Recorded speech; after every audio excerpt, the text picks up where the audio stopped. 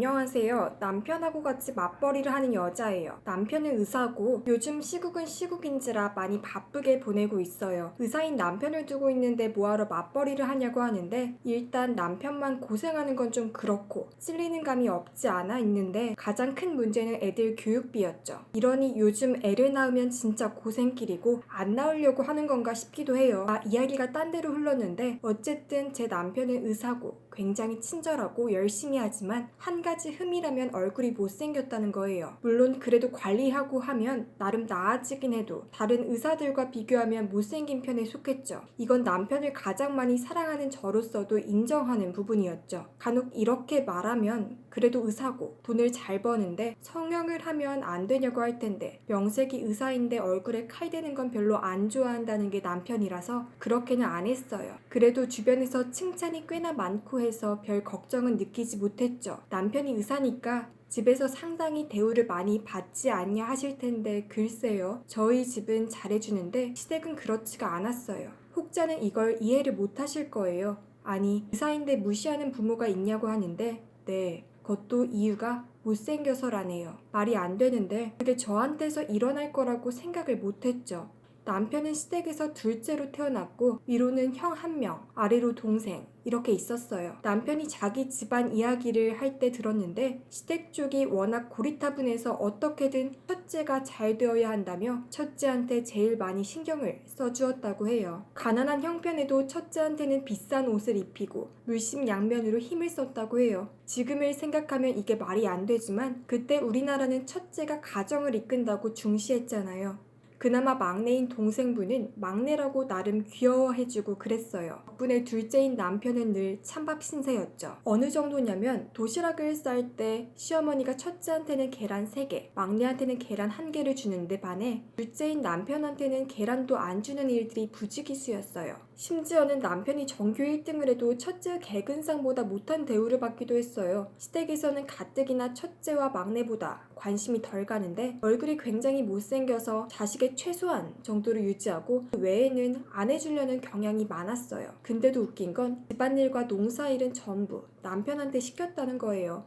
첫째는 첫째대로, 막내는 막내대로. 일을 시켜도 남편보다는 아니었고 굳은 일은 거의 남편한테 시켰어요. 이는 저하고 결혼하고 난 뒤에도 성묘관리와 농장관리를 전부 남편이 대신했어요. 가뜩이나 의사를 하고 그래서 피곤한 남편한테 매주마다 주말에 도와달라고 먼 시골길을 왔다 갔다 하며 남편이 집안일을 많이 도와주었죠. 그러면 첫째분하고 동생분은 뭐 하냐면 이분들은 설날이나 추석 말고는 거의 본 적이 없었어요. 제가 주말마다 시골에 내려가 시댁을 돕는 남편한테 그분들도 오냐고 하니까 자기만 온다고 하더라고요. 전 그걸 보고 아니 이렇게 멍청하게 이용당하고만 있을 거냐고 말하니 남편이 한숨을 쉬면서 언제는 형님하고 아우도 부르라고 몇 번 말했는데 뭐 바쁘다고 막 그러대. 네. 그렇게 남편보다 긍지오겹처럼 키운 첫째분과 동생분은 정작 집안일에는 전혀 관심이 없었어요. 언제는 제사가 있어서 남편하고 저 그리고 제 자식들이 내려왔는데 첫째분 가족들이 안 오는 거예요. 그래서 어디로 가셨냐고 하니까 시어머니가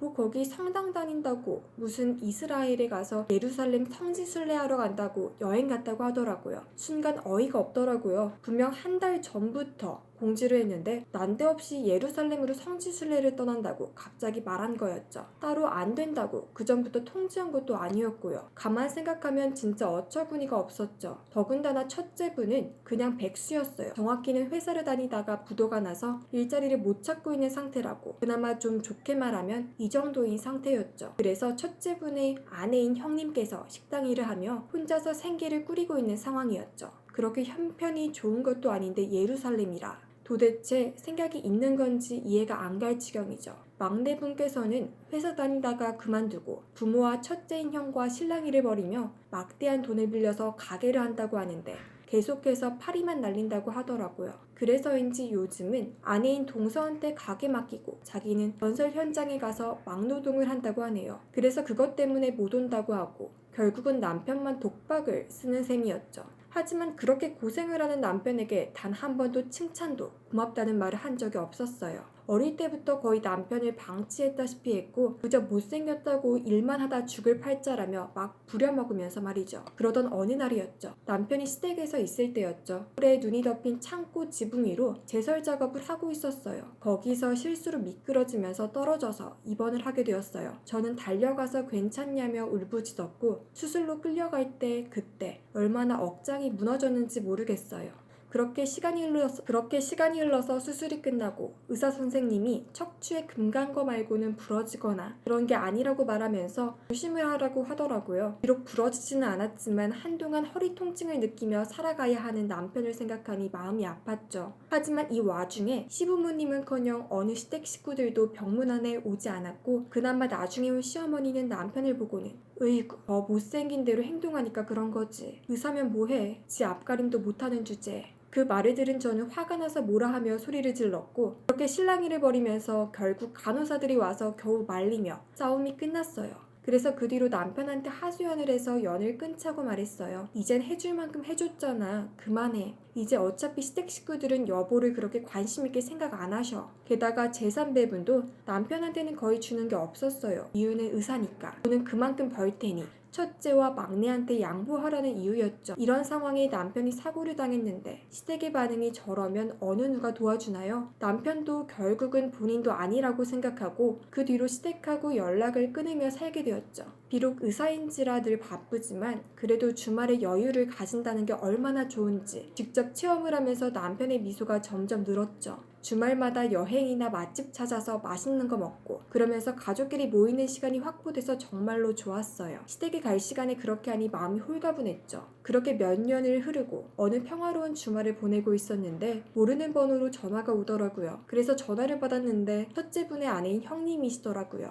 사정을 들으니 시부모님이 치매에 걸리시면서 자기들이 부양을 하는 처지인데 막내 가족분들은 연락이 두절되다가 얼마 전에 해외로 이민 갔다고 말하고 첫째분은 사업을 하다가 사기당해서 빚을 많이 지고 있어서 저희 보고 부양은 물론이고 빚을 대신 갚아달라고 하더라고요. 비록 시부모님이 몸이 편찮으시고 그런 거는 많이 안쓰럽다고 해도 그동안 남편한테 당한 거 생각을 하면 그래서 이렇게 말했죠. 저희는 시부모님이라는 분이 안 계시고 오래전부터 시댁 쪽하고도 아무런 관련 없이 살아왔어요. 이제 그쪽 가족이 아니니까 앞으로 연락하지 마세요. 그렇게 말하고는 끊어버렸고 남편한테 이 모든 걸 이야기를 하니 이제는 모든 걸 내려놓은 남편은 그저 고개를 끄덕였죠. 그 뒤로도 지인들 통해서 시댁 식구들이 자신들을 도와달라고 여러 번 간청을 했지만 전부 무시를 했고 얼마 안 가서 저희한테 오지도 않더라고요. 듣기론 재산을 다 말아먹어서 뿔뿔이 흩어졌다고 하더라고요. 슬픈 일이라고 봐야 하지만 마음속에 그렇게 슬프거나 그러지가 않았어요. 이제 남은 건 가족의 행복 말고는 없는 것 같네요.